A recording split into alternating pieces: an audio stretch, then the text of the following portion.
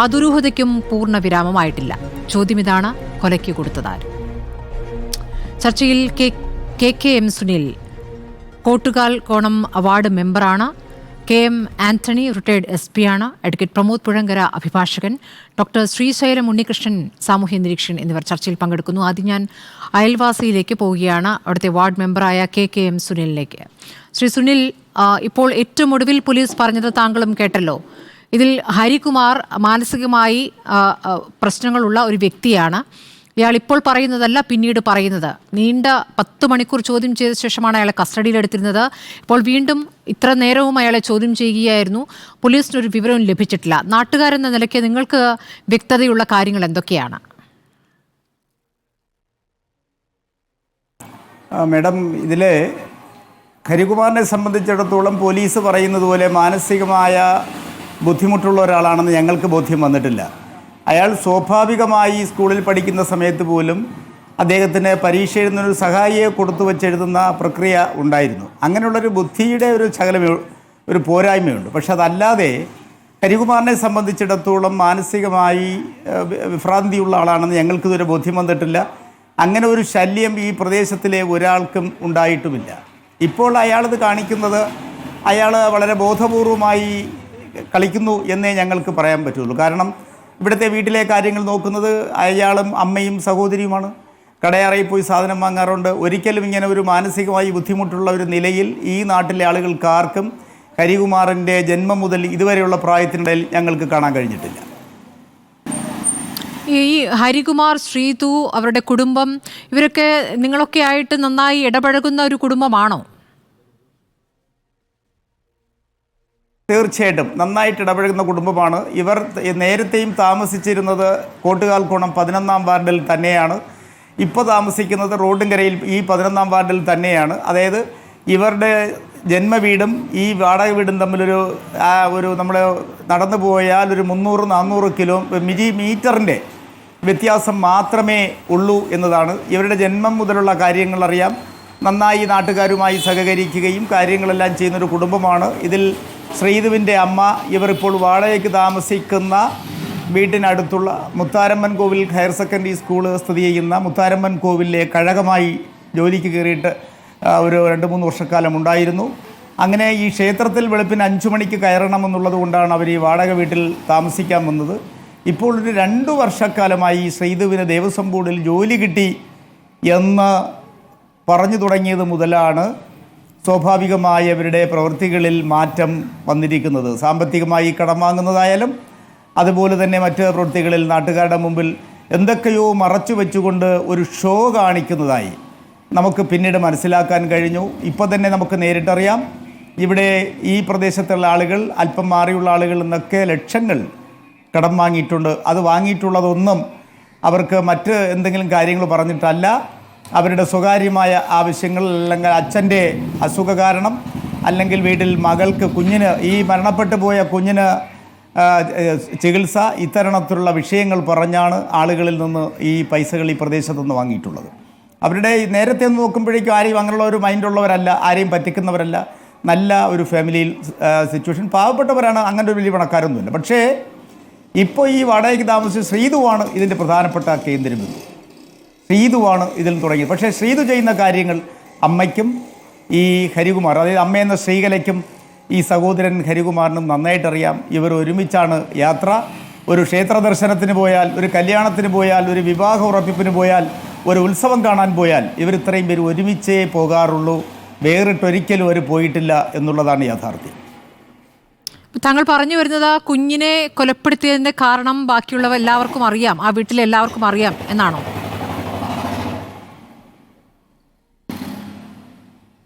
എന്താണ് മേഡം താങ്കൾ പറഞ്ഞു വരുന്നതിൻ്റെ അർത്ഥം?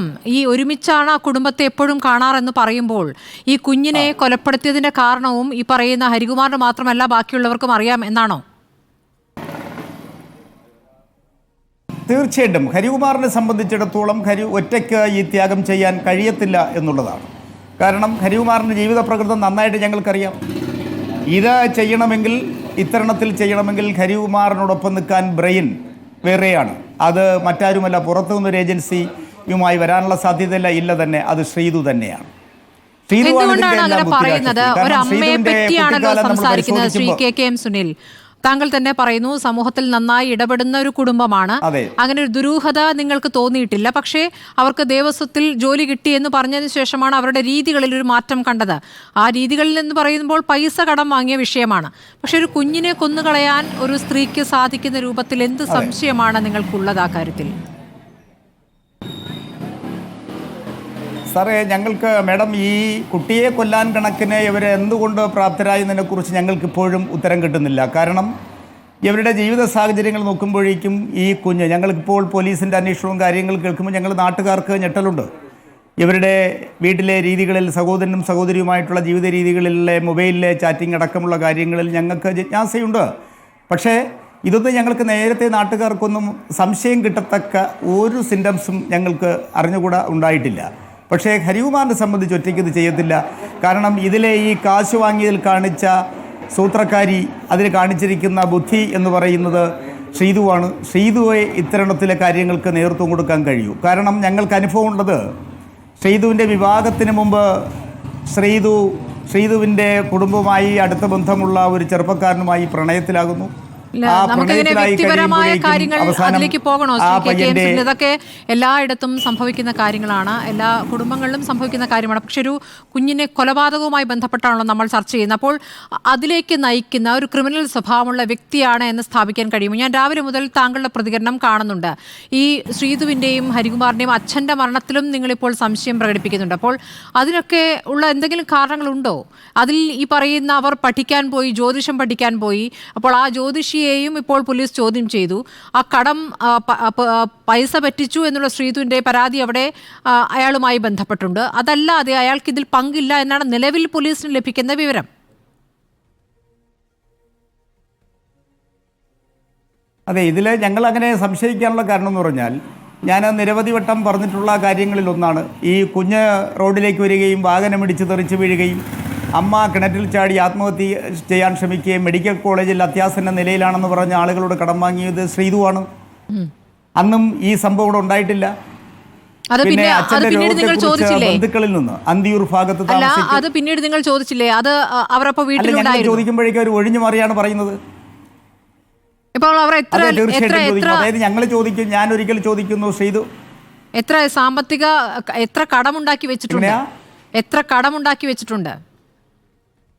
അല്ല, അത് മേഡം ഇപ്പോൾ നമുക്ക് കേൾക്കുന്ന അനുസരിച്ച്, അതായത് അവരുടെ അച്ഛൻ്റെ മരണാനന്തര ചടങ്ങുകൾ, സഞ്ചയന കർമ്മങ്ങൾ നടക്കുമ്പോഴേക്കും അവരുടെ ബന്ധുജനങ്ങൾ കൂടുമ്പോഴേക്കും ഏതാണ്ട് 1/2 കോടിയോളം രൂപയ്ക്കകത്ത് 1/2 കോടിയോളം രൂപയോളം കടമുണ്ട്. അതിനാൽ ശ്രീതുവിൻ്റെ ഭർത്താവിനെ ശ്രീതുവിനോടൊപ്പം താമസിച്ചിവിടെ നിർത്തിയിട്ട് പോയാൽ ഈ കടക്കാരെല്ലാം വന്ന് അദ്ദേഹത്തെ ബലം പ്രയോഗിക്കും, അല്ലെങ്കിൽ കമ്പലി ചെയ്യും പൈസയ്ക്ക് വേണ്ടി. അതുകൊണ്ട് നിർത്താൻ സമ്മതിച്ചില്ല എന്നാണ് ഈ ശ്രീതുവിൻ്റെ ഒരു ബന്ധു എന്നോട് പറഞ്ഞത്.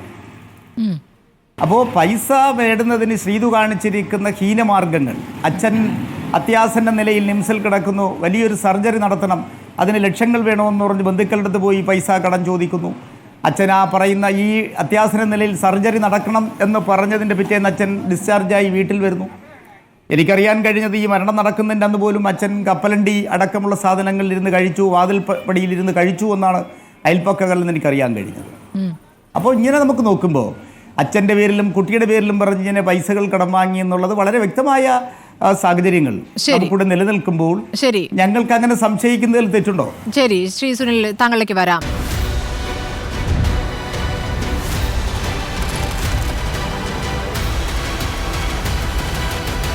ഡിബേറ്റ് വിത്ത് സ്മൃതി പരുത്തിക്കാട്.